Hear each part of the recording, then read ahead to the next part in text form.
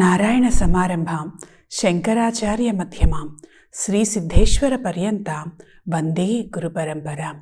పరమ పూజ్యులు పరమహంస పరివ్రాజకాచార్యులు కుర్తాళ శ్రీ సిద్ధేశ్వరి పీఠాధిపతులు శ్రీశక్తిపీఠ వ్యవస్థాపక పరమాచార్యులు నడిచే దైవం జగద్గురువులు శ్రీ శ్రీ శ్రీ సిద్ధేశ్వరానంద భారతి మహాస్వామి వారి పాదపద్మములకు ప్రణమిలుతూ ఆరక్తజిహ్వాం వికటోగ్రదంష్ట్రాం శూన్యాంబరాం సుందరభీషణాం గీం కరత్రిశూలాం గళముండమాలాం కాళీం కరాళీం సతతం భజామి.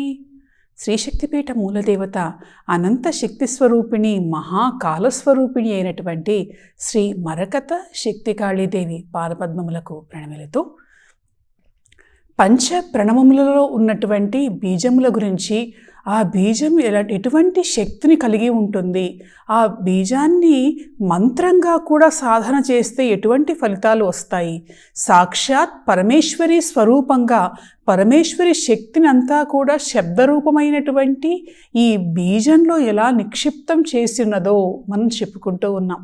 అందులో క్లీం అనేటువంటి ఒక మహాబీజం కూడా ఉన్నది. క్లీం చూడండి, ఇక్కడ కకారము లకారము ఈం ఈ మూడు కలిసి ఉన్నది.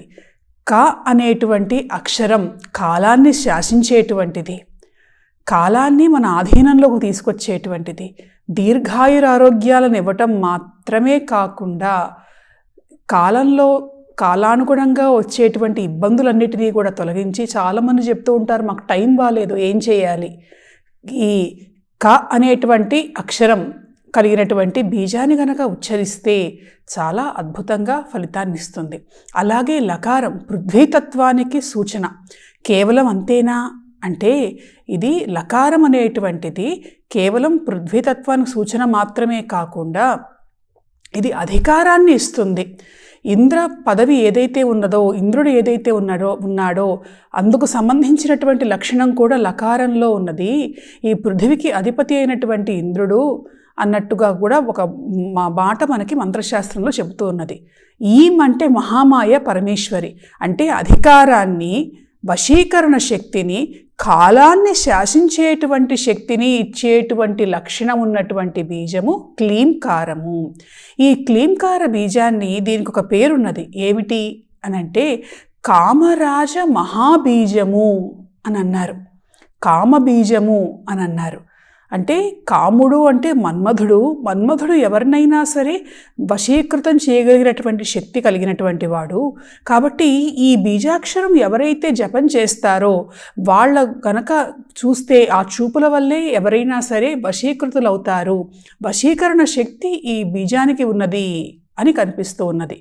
అంతేకాదు మన్మథ బీజము కామబీజము అని మాత్రమే కాకుండా కామరాజబీజము అని అన్నారు. కోరుకున్నటువంటి కోరికలన్నిటినీ, కామ్యములన్నిటినీ కూడా సిద్ధింపచేసేటువంటి రాజలక్షణం కలిగినటువంటి మంత్రబీజం ఇది. ఏవైనా కోరికలు తీరాలి అనంటే, ఏదైనా అనుకున్నది జరగాలి అనంటే, ధనం కావాలి, అధికారం కావాలి, ఐశ్వర్యం కావాలి, జనాలను శాసించాలి, అవతల వాళ్ళు మనం మాట్లాడిన మాటలు వినాలి, మనం చెప్పినట్టుగా చెయ్యాలి, ఈ లక్షణాలన్నీ కలిగి ఉన్నటువంటి బీజము క్లీం అనేటువంటి బీజం. మనకి క్లీం అనేటువంటి బీజము చాలామంది దేవతలకు సంబంధించినటువంటి మంత్రాల్లో కనిపిస్తున్నది.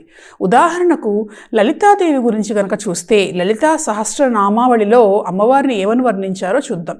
క్లీంకారీ కేవల గుహ్య కైవల్య పదదాయిని త్రిపురా త్రిజగద్వంద్య త్రిమూర్తిస్థితశేశ్వరి. క్లీంకారి అని అన్నారు అమ్మవారిని. అంటే ఏమిటి?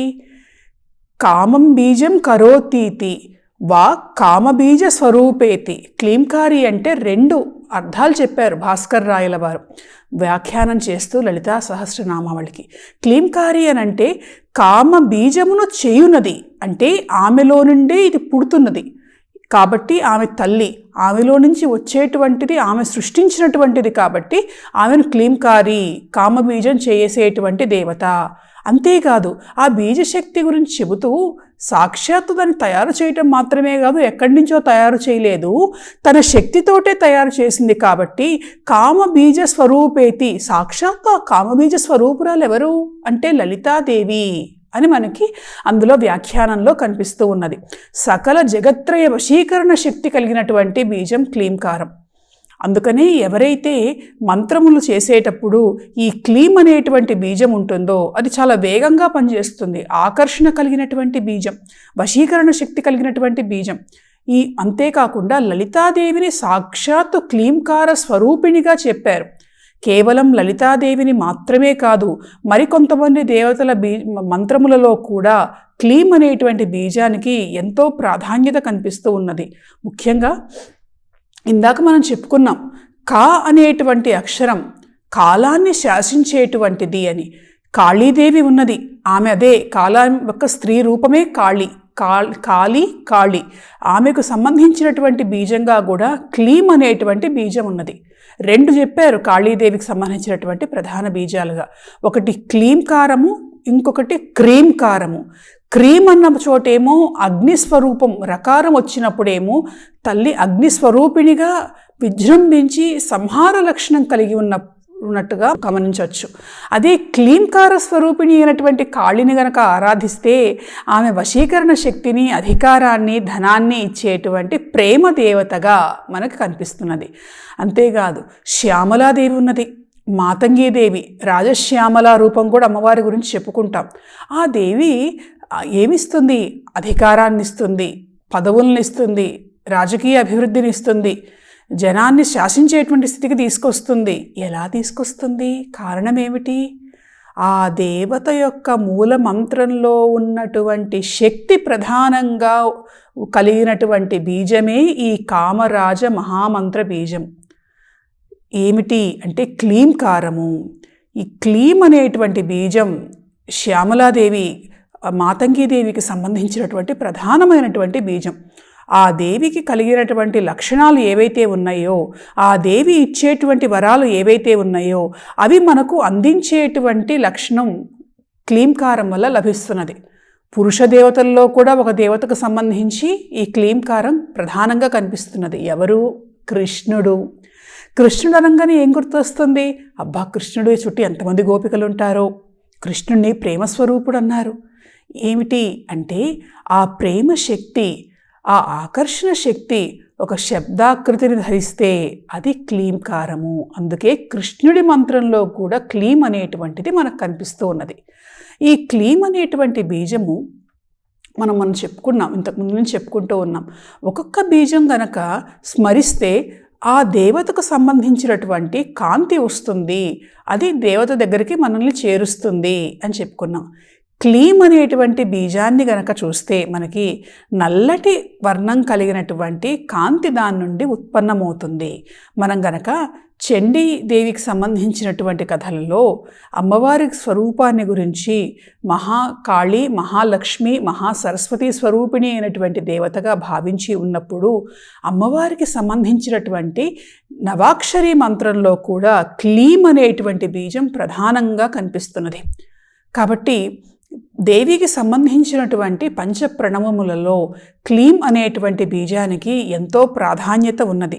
నిత్య జీవితంలో మానవులకు కావలసినటువంటి సమస్తమైనటువంటి కోరికలను తీర్చేటువంటి బీజంగా కామరాజ బీజం ప్రసిద్ధి చెందింది. అందుకని ఈ మహాబీజాక్షరాన్ని దేవతలు, ఋషులు సైతం సాధన చేశారు, ఉపాసన చేశారు, దేవి అనుగ్రహాన్ని పొందారు. దేవి భాగవతంలో క్లీంకారం అనేటువంటి బీజాన్ని చేస్తే ఎటువంటి ఫలితాలు వస్తాయో చాలా స్పష్టంగా, చాలా వివరంగా ఆ మంత్ర బీజాన్ని జపం చేసి ఉన్నటువంటి ఒక వ్యక్తి కథ, ఒక భగవద్భక్తుడి కథ మనకి కనిపిస్తూ ఉన్నది. ఎవరు ఆ భక్తుడు అంటే సుదర్శనుడు అనేటువంటి ఒక వ్యక్తి. అతడు ఈ కామరాజ బీజాన్ని ఆశ్రయించి ఎటువంటి దివ్య ఫలితాలు పొందాడో, ఏమీ లేదు అనేటువంటి స్థితి నుంచి ఒక చక్రవర్తి స్థాయికి ఎలా ఎదిగాడో, అతడి జీవిత గమనాన్ని అమ్మవారు అణువణువున, అడుగడుగున ఎలా మలుపు తిప్పిందో మనకి క్లీంకార బీజ మహిమ ఎలాంటిదో ఈ కథలో కనిపిస్తూ ఉన్నది. కాబట్టి అటువంటి క్లీంకార స్వరూపిణి అయినటువంటి పరమేశ్వరి ఈ సుదర్శనుడి విషయంలో ఎటువంటి లీలలు చేసిందో చెప్పుకుందాం. స్వస్తి.